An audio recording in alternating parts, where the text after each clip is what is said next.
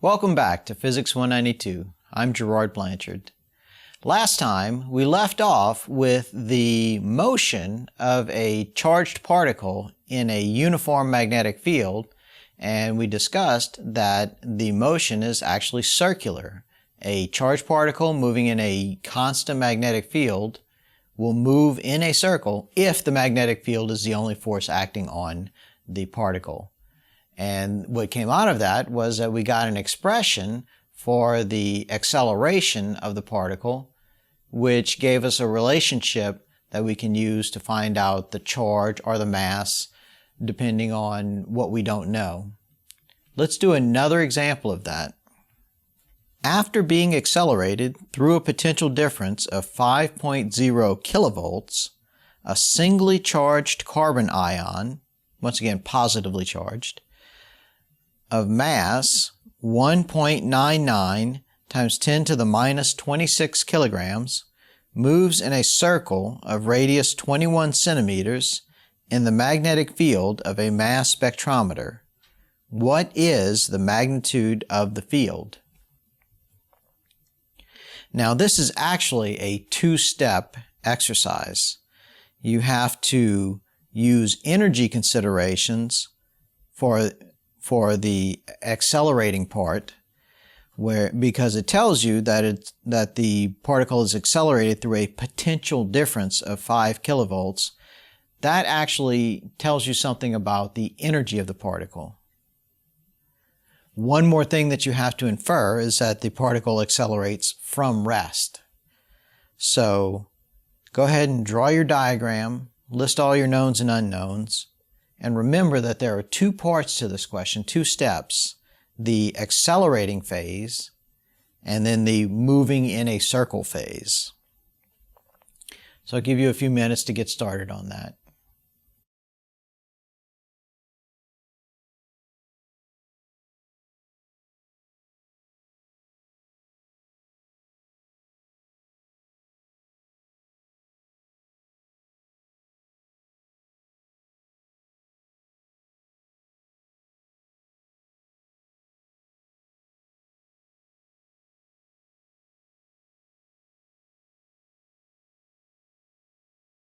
Okay, here is our positively charged particle.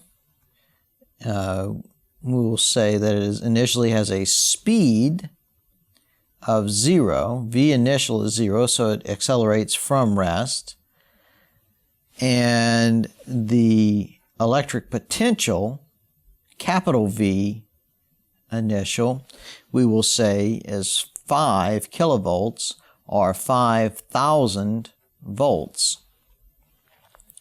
And it accelerates, and it has at the end some speed final, which we don't know, and an electric potential of 0 volts. Okay, so that's what the question was telling you. It says that it accelerates through a potential difference of 5 kilovolts or 5,000 volts. So initially, its speed is 0. It's accelerating from rest. And it has a high electric potential. Remember that the electric potential is QV. So the electric potential will be higher here where the potential is high, and the electric potential energy will be 0 here where the potential is low. So the potential energy of the particle decreases, but its kinetic energy increases. So we can figure out what its V final is. We also know that the mass was given to be 1.99 times 10 to the minus 26 kilograms. And the charge is equal to plus E, or 1.60 times 10 to the minus 19 coulombs. That's the first part, and that's what we're going to use to find V final. The second part is that once the particle is up to speed, it enters a magnetic field and moves moves in a circle. Okay, so we'll make B go into the page. The magnetic field we don't know. That's what we're looking for. We are told that the radius of the circle is 21 centimeters, or the radius is 0.21 meters. And the question that we're asked is, what is the magnetic field strength? Well, as I said, this is going to be a two-part question. The first part is the accelerating, and that is an energy situation where we have work non-conservative is equal to kinetic energy final minus kinetic energy initial plus potential energy final minus potential energy initial. And then over here, when the particle is moving in a circle, this is actually a non-equilibrium situation. And the acceleration, the radial acceleration, is equal to the magnetic force divided by the mass, or V squared over R, is equal to absolute value of Q VB over the mass. And I will cancel out my V's. And we're looking for B. So that would be mass times V. And the speed over here is going to be V final. So mass V final divided by the radius of the circle, and the absolute value of Q is equal to the magnetic field strength. And we know the mass of the particle. We don't know V final. We know the radius of the circle, and we know Q. So once we find V final, we can calculate B. Where are we going to get V final from? We're going to get it from this equation right here. Now, as the particle accelerates through this potential difference, there is an electric field. The electric field is what's causing the potential difference, and it's also what's accelerating the particle. That is the only force acting on the particle while it's accelerating. The electric force is a conservative force, so work non-conservative is 0. So, and also we know that the initial kinetic energy of the particle is 0. And so we have 0 is equal to kinetic energy final, or 1/2 mv final squared, plus U final, which would be Q times the potential final, minus U initial, which is Q, times the initial electric potential. And V final is 0. This is V final over here. Capital V final is 0. So we're left with Q times V initial is equal to 1/2 m times the speed final squared, or 2Q potential initial divided by mass is equal to V final squared, or 2 times Q, which is 1.6 times 10 to the minus 19, times the initial potential of 5,000, divided by the mass, which is 1.99 times 10 to the minus 26, and take the square root. That will give us the final speed. Okay, let's calculate that.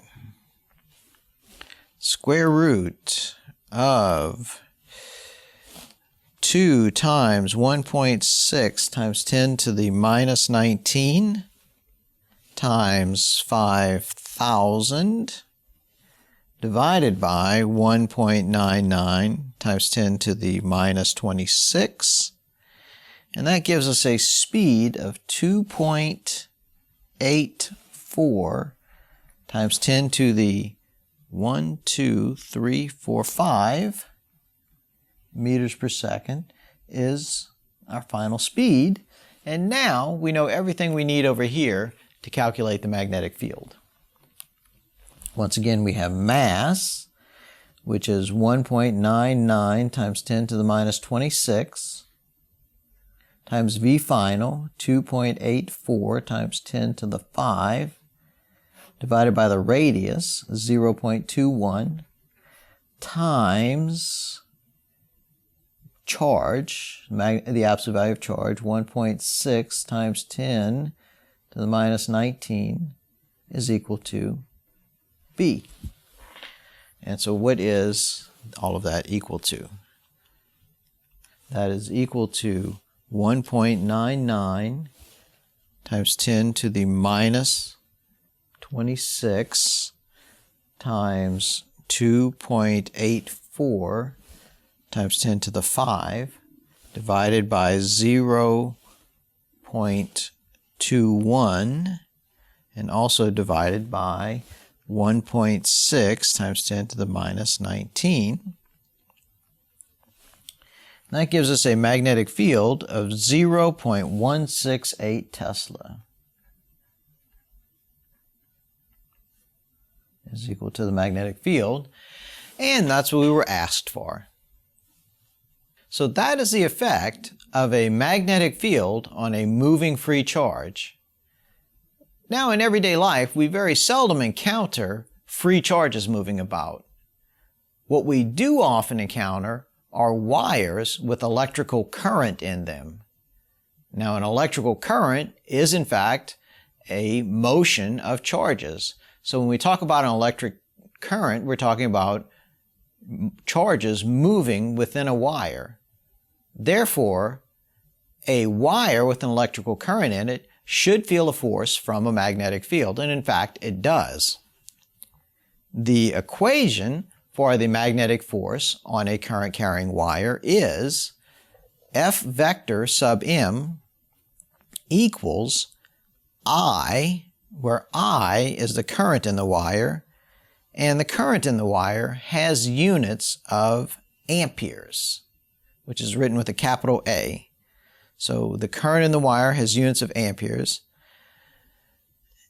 and the I is multiplied by L, which is the length of the wire, times B, times the sine of theta, where theta is the angle between the wire and the magnetic field.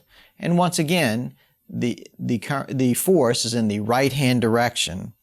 So the magnetic force is I times L times B, our current, times the length of the wire, times the magnetic field strength, times the sine of theta in the right-hand direction.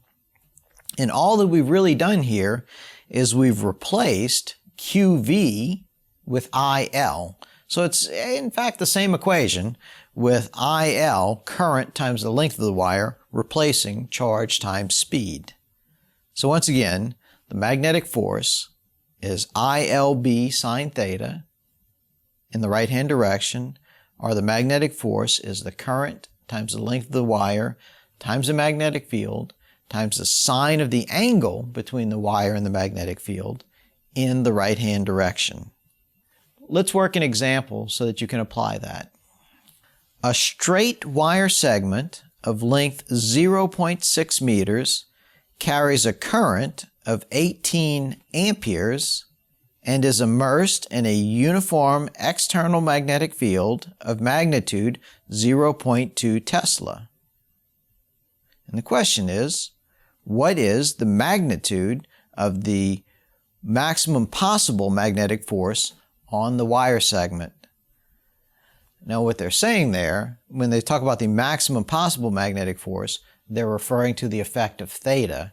So you should also consider what direction should we lay out the wire in order to get the maximum possible magnetic force. Go ahead and work on that.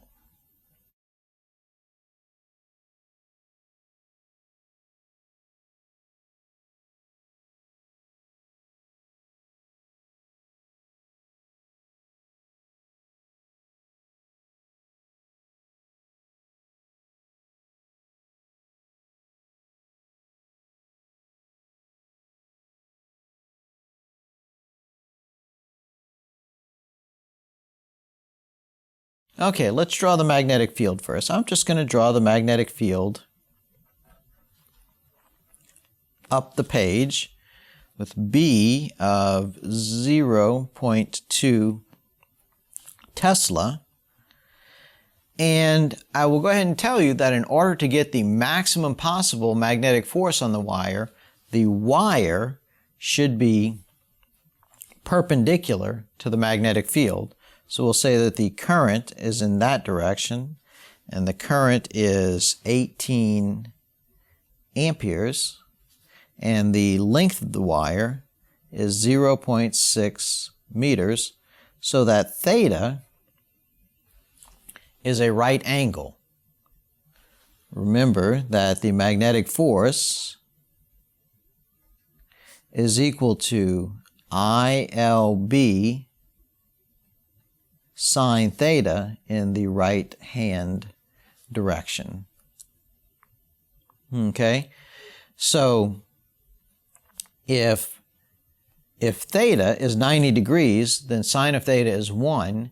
If theta is any other angle, if I were to rotate this wire so that it made a smaller angle with the magnetic field, theta would be smaller and sine of theta would be 0.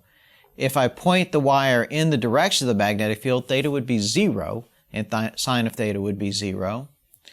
If I were to rotate the wire away from the magnetic field, then theta would increase, but sine of theta would decrease.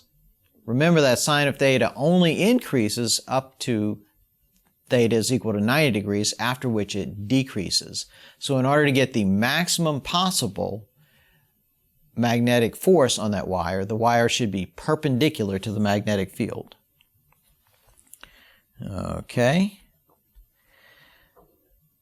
The current is 18 amperes. The length is 0.6 meters. B is 0.2 Tesla. We have the sine of 90 degrees in the right-hand direction.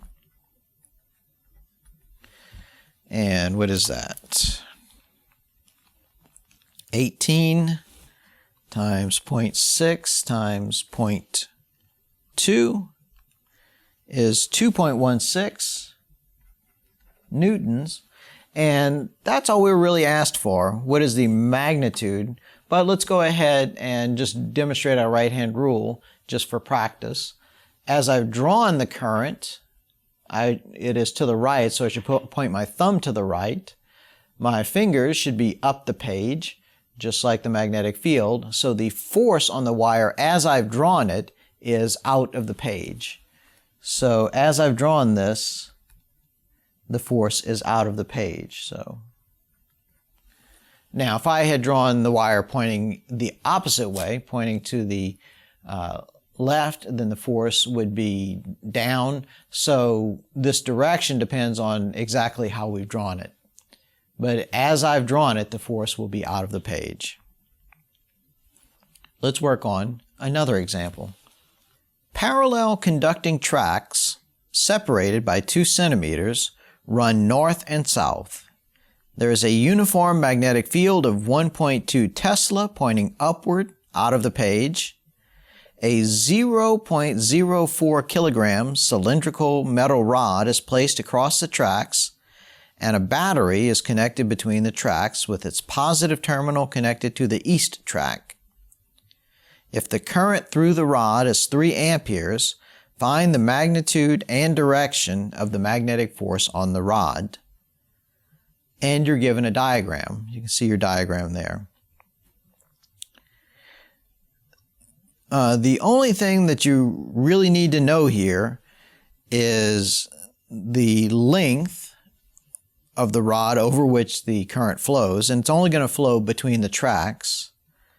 The mass of the rod is actually irrelevant.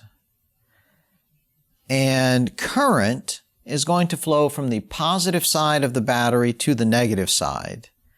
So you can figure out the direction that the current will be flowing in the rod. So current flows from the positive side of a battery to the negative side. So go ahead, draw your own diagram, and answer the question that's being asked, please.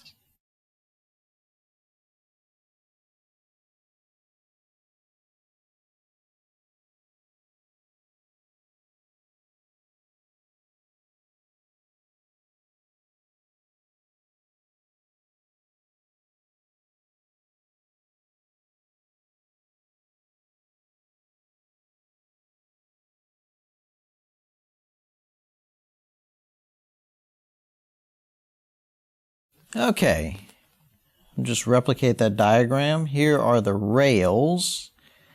Here is the battery. This is actually a symbol for a battery connecting the rails. This is the positive side. This is the negative side. Here is the cylinder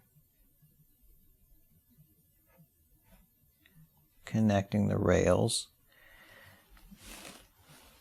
Now the current will flow from the positive side of the battery to the negative side, but it will flow down the rails.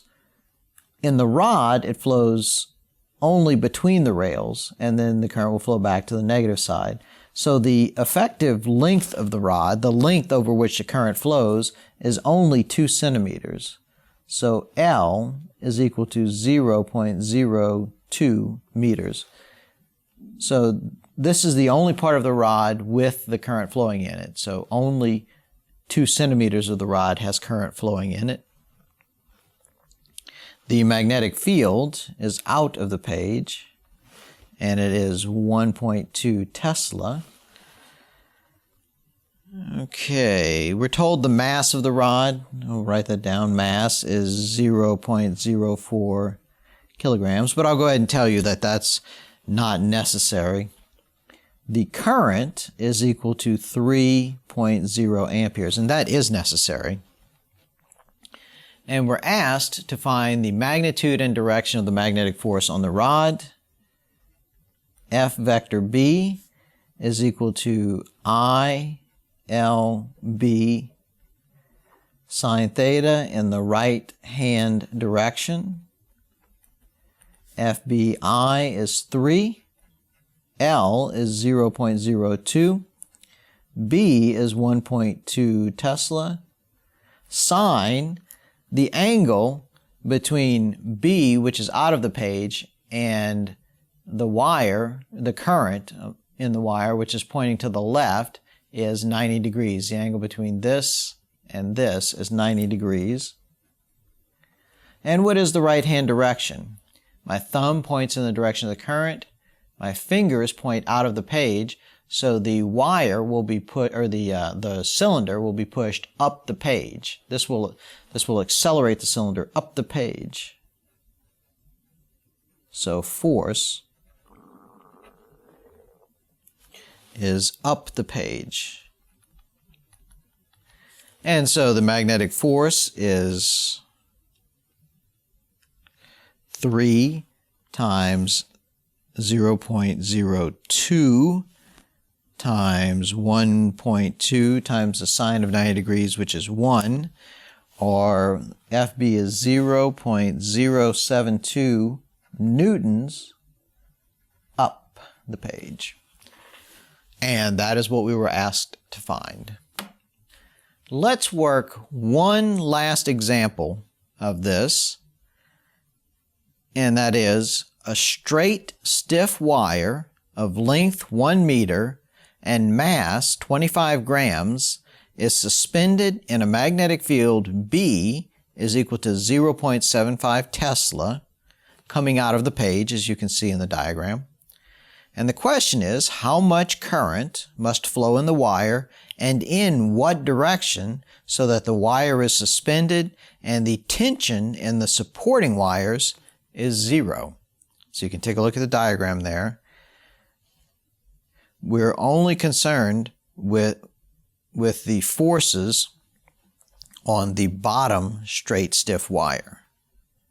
The 2 supporting wires are actually supported by the ceiling, so what we're really looking at are the forces on the bottom wire. Go ahead and draw your own diagram, list your knowns and unknowns, think about what physics applies to this question, and get a head start on answering it.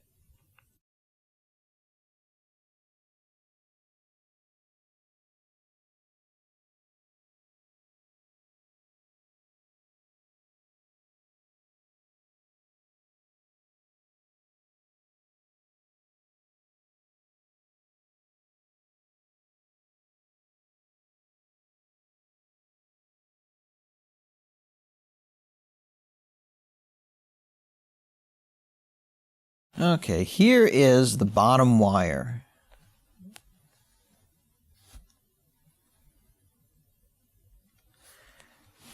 And it has a mass of 25 grams, which is 0.025 kilograms.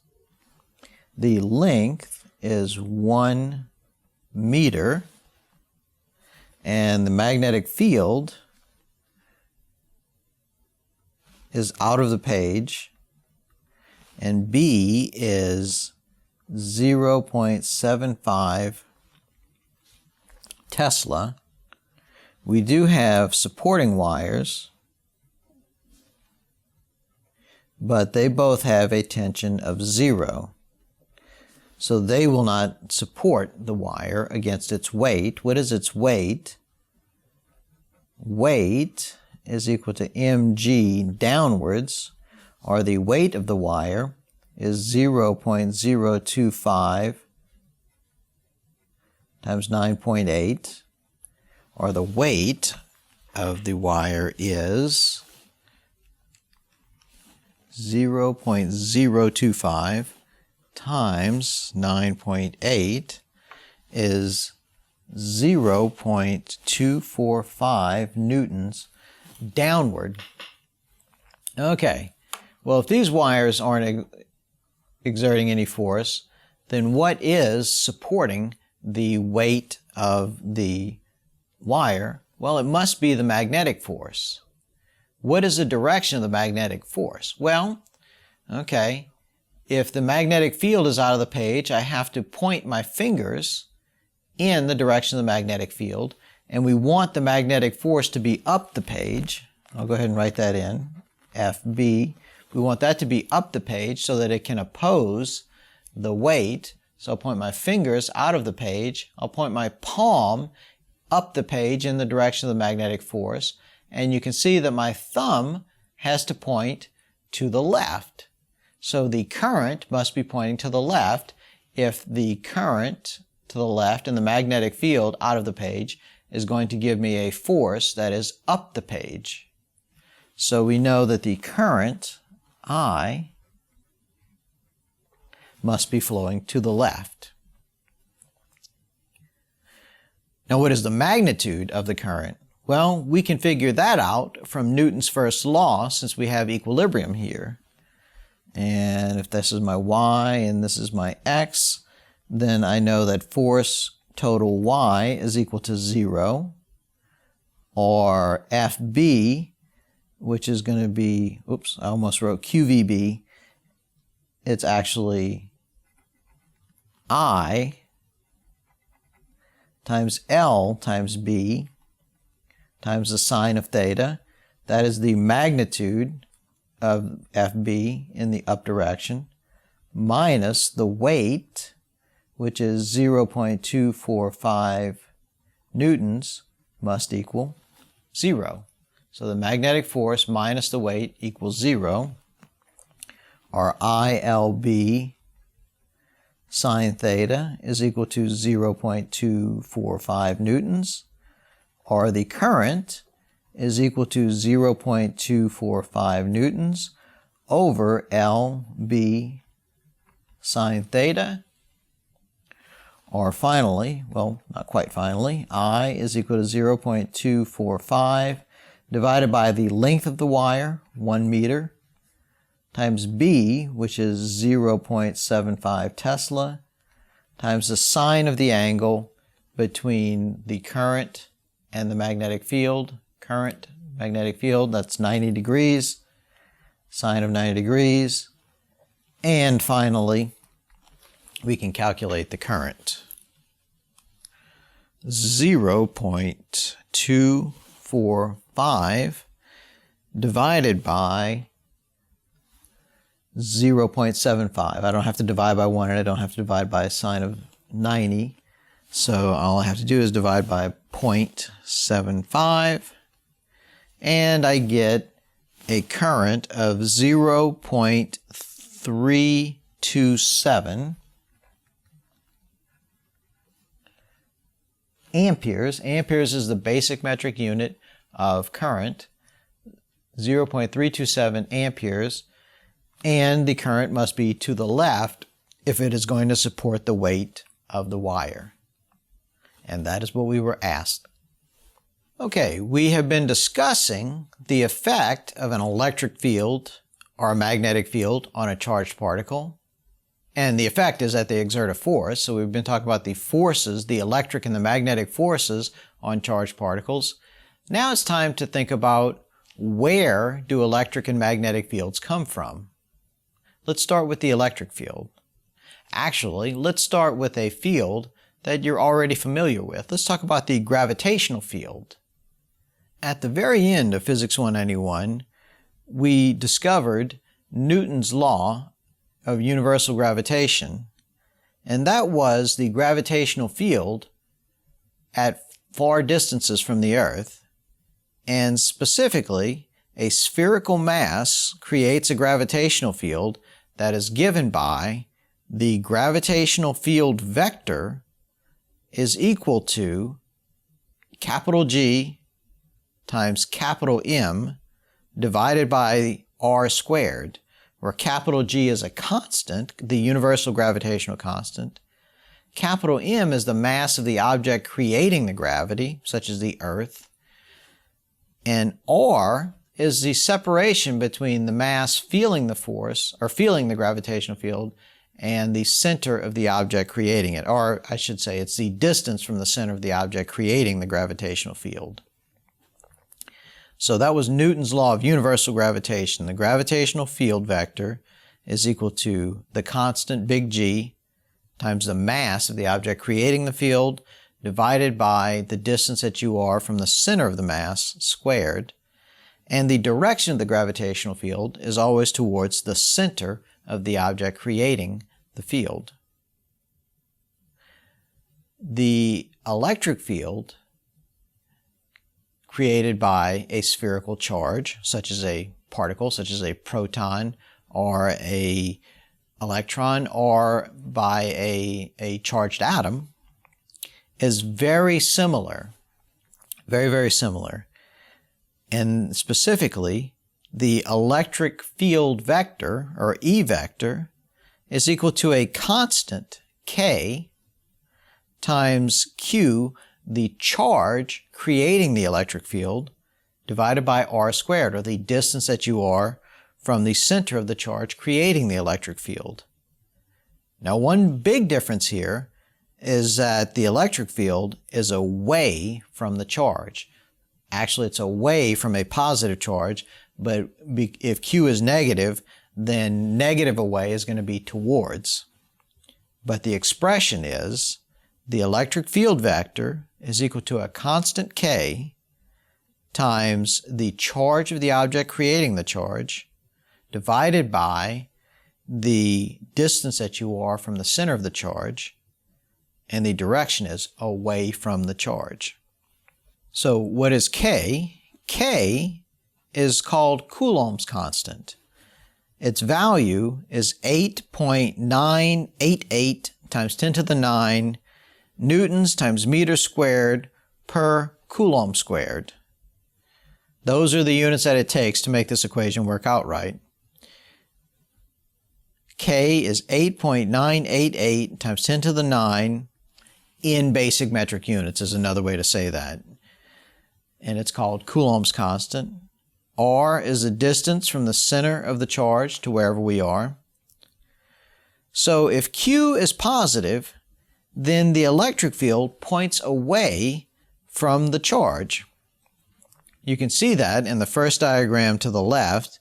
We have a charge and we have a bunch of arrows pointing out radially outward in all directions from the center of the charge. That is what the electric field looks like around a positive charge. Now, more conventionally, we don't try to draw that in three dimensions.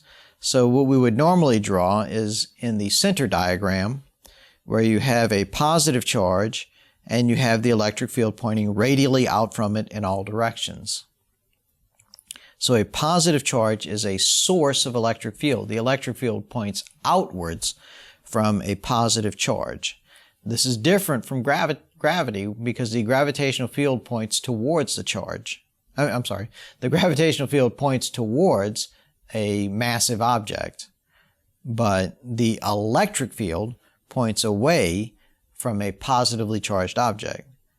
Now, if the object is charged negatively, if it is a negative charge, then negative away is towards, so a negative charge is shown in the third diagram, the one on the right.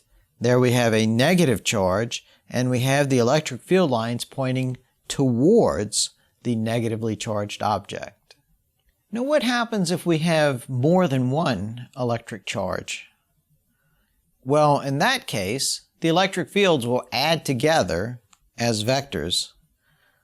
Let's take a look at this first diagram where we have a positive charge Q1, a negative charge Q2, which is to the right of Q1, and we're interested in the electric field at a point P, which is to the right of Q2.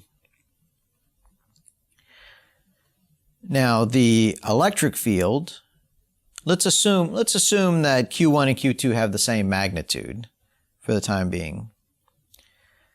The electric field created at point P by Q1, and we'll call that electric field vector 1, is going to be to the right.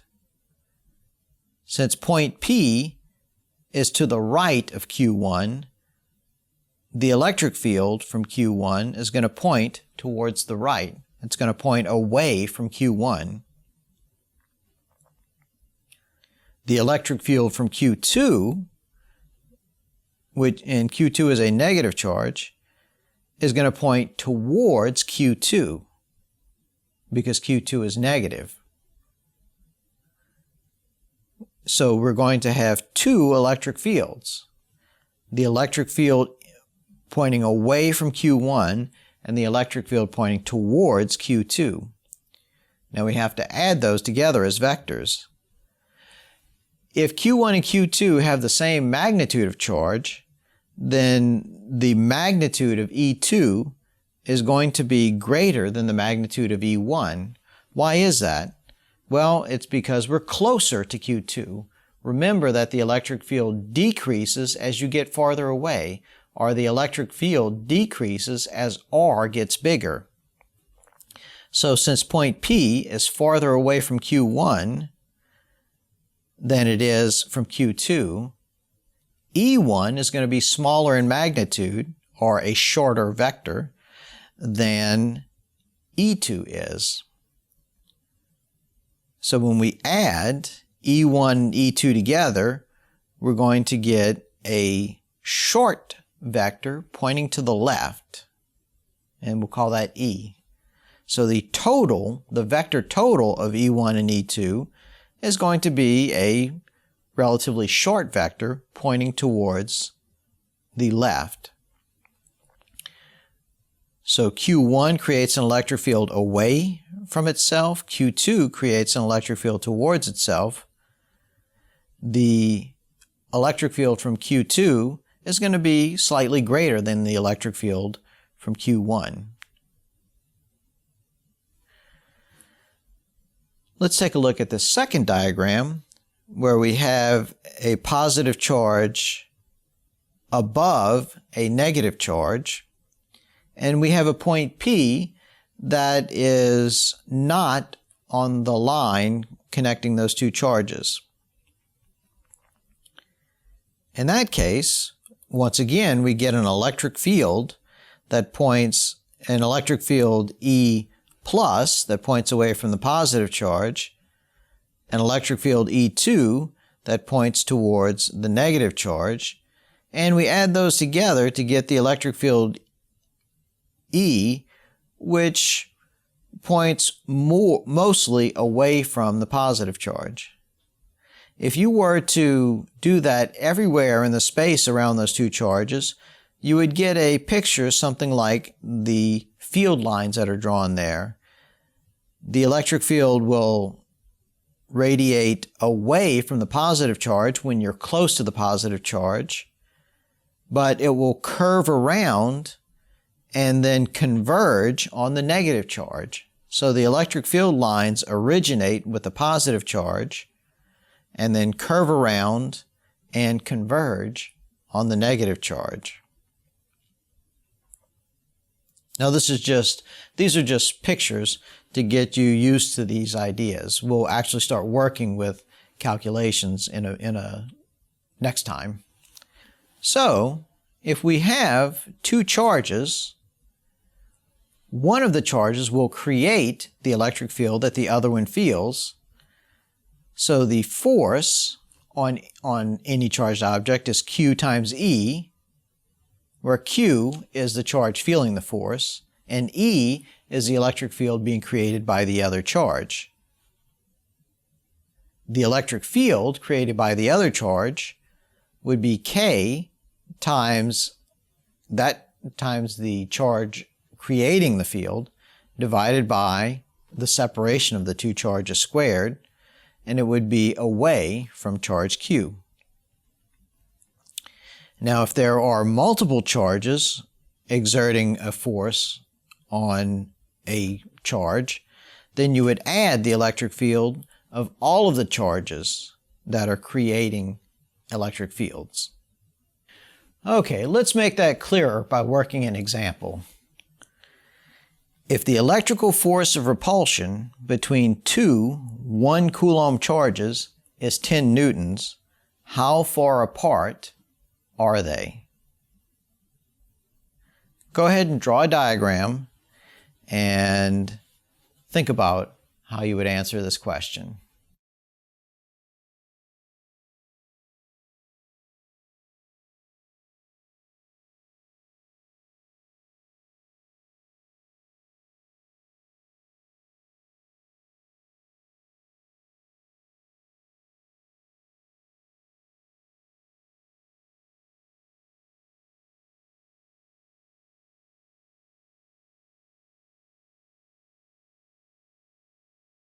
Okay, here's one of our charges. I'll call that Q1, and that's 1 coulomb.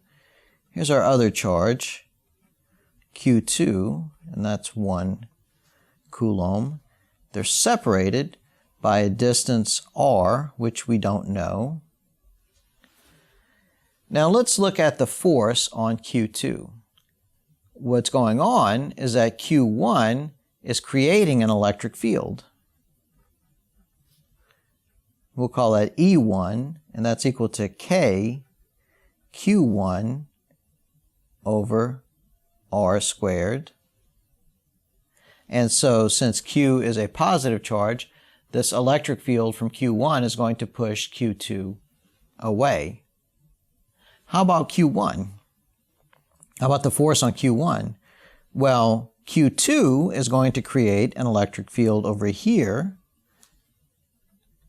E2 is going to be K Q2 over R squared. So at this point, Q2 is going to create an electric field, and that is going to exert a force to the left. So each of these particles will be pushing the other away. Now we can use either one of those to figure out the separation. I will say that the force on 1 is equal to charge 1 times the electric field created by charge 2. And the same over here. The force on charge 2 is Q2 times the electric field created by 1. Or the force on charge 1 is Q1 times K Q2 over R squared.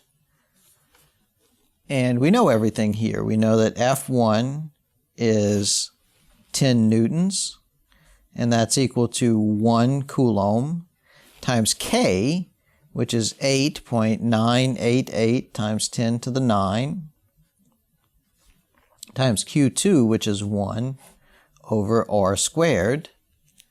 And that tells us that R squared is equal to 8.988 times 10 to the 9 divided by 10, or R is equal to the square root of 8.988 times 10 to the 9 divided by 10, or the separation is equal to, what is that? Let's see. We have the square root of 8.99 times 10 to the 9 divided by 10. We get a separation of 3.00 times 10 to the 4 times 10 to the 4 meters. Now let's just check that quickly by looking at the force on charge 2. Force 2 is going to be Q2 times the electric field created by charge 1, K Q1 over R squared. Force 2 is equal to Q2, which is 1, times K, which is 8.988 times 10 to the 9, times Q1, which is 1, over R squared, which is 3 times 10 to the 4 squared. RF2 is equal to 8.988 times 10 to the 9 divided by 3 times 10 to the 4 squared, which is, well, I get 9.99, which we can round up to 10 newtons. So the repulsive force between these two charges is equal and opposite. Q1 is pushed to the right, Q2 is pushed to the right by Q1 with a force of 10 newtons, and Q1 is pushed to the left by Q2 with a force of 10 newtons. And how are they pushing each other? They're pushing each other using their electric fields. The charges are not touching each other. In fact, they are 30 kilometers apart, but they are reaching out to each other through their electric fields. Their electric fields are reaching over those 30 kilometers to push each other apart. We're going to work some more examples of this next time. Until then, think physics.